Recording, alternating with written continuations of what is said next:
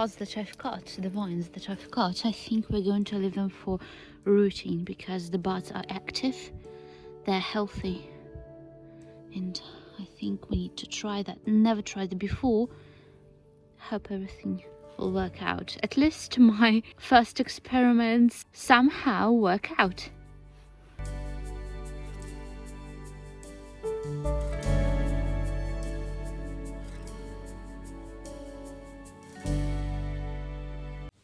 Hello to everyone and welcome to the video on how to grow and root grapevine cuttings. It turned out to be very easy and I was so surprised that I never used this technique before. I stored all the vine cuttings in the fridge during the entire winter season, and in the end of March I decided to root them. All you need is to simply take the vine of a beloved variety of yours. I took several vines with active buds on them. It's very important to figure out how these buds are situated. They should be heading up and not down. That's how the vine should grow. Cut it 1 centimeter down from the active bud. The active bud from which the roots will be grown should be cut out, just the way I did. And putting it into water, so you don't have to take a lot of water, just a bit of it. I'm using a bottle because it's very convenient to put the vines into those spaces, so it's easier than taking a jar. And also I'm using a substance for promotion of root growth. You can take any substance of this kind, plunging the buds into the substance and then putting it into water. After cutting it, you don't have to do anything with that. I know that there are some of the people who try to kind of make some lines with the help of a knife so that the roots would appear quicker, but actually that doesn't matter. That is the vine. As you see, that's already been in water for, I think, 3-4 days. It grew in size and it started cracking. So you see, you don't have to take a knife and make those cracks. It will crack on its own. Then, after a bit of time, I think that's almost a week, here, it started growing new roots. As you can see in here, these white ones, these are new roots. The bud has opened because of the warmth in the house. But ideally, you have to create such condition for growth is that the root system will be in a warm place, but all the buds should be in a cold place. I know there are such constructions.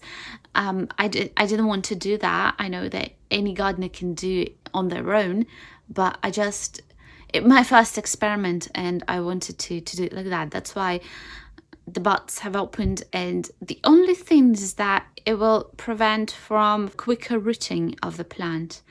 But in any case, that's my experiment, so I thought, why not? Let's see whether I need to deal with creating this construction or not. Then the next stages of propagation are actually these ones. So the roots are growing longer. These are not all of the roots. You see the space with the bud is just cracking. There are more cracks, and the roots are appearing in here. Also, one bud has opened up.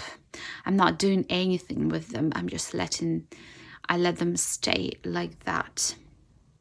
So as you can see, and usually on the vine, I would recommend to have like an Optimum variant 2 active buds, but also here we have 4 active buds because the vine is rather thin. For thicker ones, it's better to have like 2 or 3. Sometimes people propagate grapes just having 1 active bud. I decided, like, in any case, let's roll it that. That's an experiment. So that's approximately 1.5 week after propagating. After putting it into water, you just have to you know, how to fill the bottle with water, put them in here, and from time to time adding or changing water for them. So that's how they're standing. That's why I told you about this extra spots, because it's very convenient to put them in here than comparing with the jar. And like almost 2 weeks of propagation, that's how it looks like. You see, especially this one, the root system is particularly great, I would say. There are a lot of roots that are growing larger. And this one still cracking as well. Here you can also see some of the roots where the water touched. And yeah, that's it. And also the buds have opened.